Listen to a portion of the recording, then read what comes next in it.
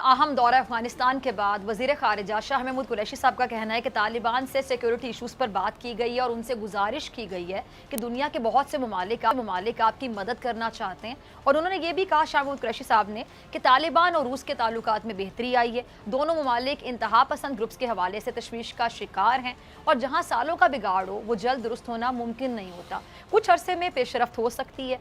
तालिबान हुकूमत और अफगानिस्तान की जो ताज़ा सूरत रहने के लिए हमारे साथ मेहमान मौजूद हैं, किसी तारुफ के मोहताज नहीं।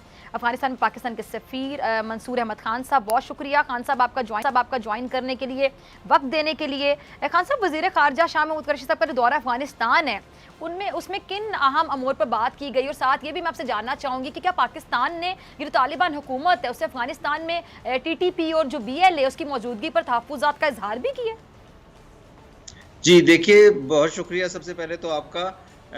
तालिबान की यहाँ पे हुकूमत आने के बाद जो गुज़िश्ता महीने यहाँ कायम हुई थी, सितंबर के महीने में, ये पाकिस्तान की तरफ से सियासी क़यादत की लेवल पर पहला दौरा था। इससे पहले हमारा सिफारती लेवल पे तो उनसे रब्ता रहा है, लेकिन ये पहला दौरा सियासी लेवल पे दौरा था। और इससे पहले यहाँ पे कतर के वज़ीर ख़ारिजा और उज़्बेकिस्तान के वज़ीर ख़ारिजा भी दौरा कर चुके हैं।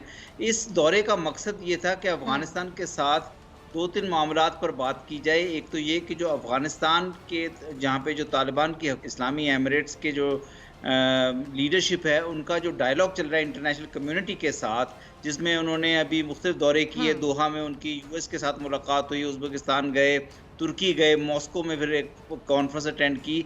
तो उनके साथ जो इंटरनेशनल कम्युनिटी के साथ जो बातचीत चल रही है कि इंक्लूसिविटी होनी चाहिए हुकूमत में, या ह्यूमन राइट्स और वुमेन राइट्स में प्रोग्रेस होनी चाहिए, या काउंटर टेररिज्म में क्या किया जा सकता है ताकि तालिबान की हुकूमत के लिए कोई आगे एंगेजमेंट और रिकग्निशन का रास्ता खुल सके। एक तो इन इश्यूज़ पे बात हुई। दूसरे फिर पाकिस्तान और अफ़गानिस्तान के जो बाहमी ताल्लुकात हैं, बायलैटरल रिलेशंस हैं, इसमें सिक्योरिटी के इश्यूज़ हैं, जिसमें काउंटर टेररिज्म आ जाता है, TTP और BLA से मुतालिक जो यहाँ पे हमारे ख़दशात हैं, उनके ख़िलाफ़ एक्शंस हैं, या फिर दोनों मुल्कों के दरमियान जो अवाम की मूवमेंट है बॉर्डर के थ्रू होती है, उसमें कुछ मसाइल थे जिनको हल करने की ज़रूरत थी, उनको किया गया है और उस पे आगे पेशरफ्त हुई है। और इसी तरह दोनों मुल्कों के दरमियान तिजारत को फ़रोग़ देने के लिए काफ़ी सारे डिसीजंस हुए हैं। तो उस लिहाज से इस दौरे का एक बहुत ही मुस्बित जो पैगाम ये रहा है कि अफ़गानिस्तान में, जो कि 40 साल से ज़्यादा के अरसे से अदम इस्तेहकाम का शिकार है, यहाँ पे इस्तेहकाम लाने के लिए अफ़गानिस्तान के नेबर्स, जिसमें पाकिस्तान पेश है, किरदार अदा करें, और फिर दुनिया के दीगर ममालिक के साथ भी उनकी एंगेजमेंट कंस्ट्रक्टिव तरीके से, तामीरी तरीके से चलती रहे। ठीक है। अच्छा मंसूर साहब, अफ़गानिस्तान में जो आपके दूसरे ममालिक के जो सफ़ीर हैं, उनसे भी आपकी बात होती होगी। उनका क्या मौक़िफ़ है तालिबान हुकूमत को एक्सेप्ट करने के हवाले से, तस्लीम करने या फिर ना करने के हवाले से? देखिए, यहाँ पे कोई तकरीबन 10-11 सफारत खाने मौजूद हैं, जिसमें रूस है, चीन है, तुर्की है, ईरान है, पाकिस्तान है, सेंट्रल एशियन कंट्रीज़ के ममालिक के सफारत खाने भी मौजूद हैं, कतर है। देखिए, बात ये है कि सब इस वक्त एंगेज कर रहे हैं अफ़गानिस्तान के साथ ह्यूमैनिटेरियन क्राइसिस को मैनेज करने के लिए। यहाँ पे लोगों के लिए परेशानियाँ हैं, क्योंकि चीज़ों की शॉर्टेज होनी शुरू हो गई है, सर्दी का सीज़न शुरू हो गया है। फिर यहाँ पे इकोनॉमिक एंगेजमेंट में कोशिश की जा रही है, क्योंकि यहाँ पे जब से US ने इनके 9.4 बिलियन डॉलर्स फ्रीज़ किए हैं, तो यहाँ पे कोई बैंकिंग नहीं हो सकती उस फ्रीज़ की वजह से। तो लोगों यहाँ पे आवाम को काफ़ी दुश्वारियों का सामना है। हुकूमत जो है वो लोगों की डिपार्टमेंट्स की सैलरीज़ नहीं पे कर पा रही।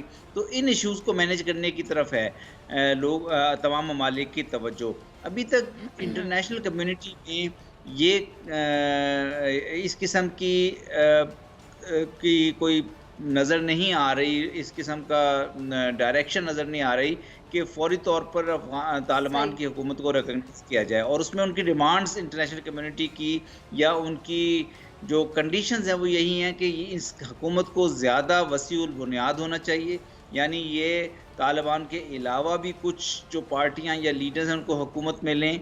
ह्यूमन राइट्स और वुमेन राइट्स की तरफ कुछ ख़ास तौर पे वुमेन एजुकेशन की तरफ कुछ स्टेप्स लें, और काउंटर टेररिज्म में दाइश और दीगर ग्रुप्स के ख़िलाफ़ कोई एक्शन के बारे में भी ऐलान करें।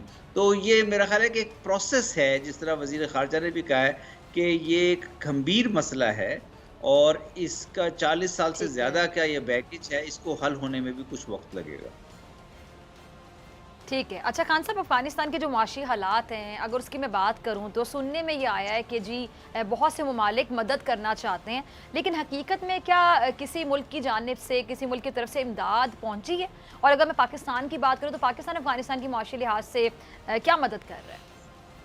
देखिए, पाकिस्तान जो है यहाँ पे ह्यूमैनिटेरियन इंसानी बुनियादों पर जो इमदाद दे रहा है, उसमें ग़िज़ाई अजनास की सप्लाई करना, मेडिसिन्स का सप्लाई करना, विंटर के लिए जो ब्लैंकेट्स हैं या टेंट्स हैं वो आईडीपीज़ के लिए वो फ़राहम करने का काम कर रहा है। पाकिस्तान की हुकूमत भी कर रही है और पाकिस्तान की कुछ इदारे हैं, अल ख़िदमत है, अल खुबैब फाउंडेशन है, क़ुव्वत हुँ, एक ऑर्गेनाइज़ेशन है, हुँ। वो भी इरादा रखती है। इसके अलावा यूनाइटेड नेशंस जो है वो यहाँ हुँ, पे यूनाइटेड नेशंस की सफ़ीर भी मौजूद हैं और वो भी इंसानी बुनियादों पर जो असिस्टेंस आ सकती है यूएन के सिस्टम के ज़रिए उसको लाने में किरदार अदा कर रही हैं। वर्ल्ड फूड प्रोग्राम भी अपना किरदार अदा कर रहा है।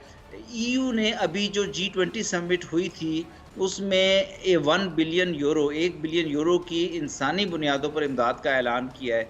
तो ये सारी इमदाद का ऐलान भी हो रहा है और आहिस्ता-आहिस्ता ये इमदाद मुख्तलिफ चैनल्स के ज़रिए आ भी रही है। सबसे बड़ा मसला ये है कि चूँकि अफ़गानिस्तान के साथ इंटरनेशनल बैंकिंग या इंटरनेशनल इकोनॉमिक एंगेजमेंट के जो चैनल्स हैं वो बंद हैं, तो किस तरह से ये जी, इमदाद यहाँ आए और ख़र्च हो, उसके लिए ज़रूरी होगा कि तालिबान के और इंटरनेशनल कम्युनिटी के ताल्लुकात उस्तवार हों। दोनों के दरमियान इस डायलॉग के ज़रिए से कोई ऐसा बिल्कुल। समझौता वजूद में आए, जिसके तहत अफ़गानिस्तान के हुँ। अंदर एक देरपा इस्तेहकाम देखने में आए। ठीक है। अच्छा आपकी ना ये गुलबदीन हिकमत यार के साथ आपकी जो मुलाकात हुई थी, तो क्या अफ़गानिस्तान की दूसरी जमातें भी तालिबान के साथ काम करने को तैयार हैं? देखिए, अफ़गानिस्तान के अंदर तालिबान के अलावा बहुत सी सियासी जमातें हैं, बहुत से सियासी लीडर हैं, एथनिक लीडर हैं। कुछ तो उनमें से हामिद कारज़ई साहब या डॉक्टर अब्दुल्ला अब्दुल्ला या गुलबदीन हिकमत यार ये यहाँ मौजूद हैं 3 लीडर्स। बाकी कुछ लीडर्स अफ़गानिस्तान जब ये तालिबान यहाँ दाखिल हुए थे तो वो अफ़गानिस्तान छोड़कर चले गए हैं। और जब वसीउल बुनियाद हुकूमत की हुँ, बात की जाती है तो इंटरनेशनल कम्युनिटी या बैनुल अक़वामी बरादरी कि उससे मुराद यही है कि हुँ, उन लीडरों में से कुछ लीडर्स के साथ या उनके रिप्रेजेंटेटिव्स की शमूलियत हो तालिबान के साथ हुकूमत में। हुँ, अभी तक उस मामले पे कोई इत्तफ़ाक हुँ। नहीं देखने में आ रहा।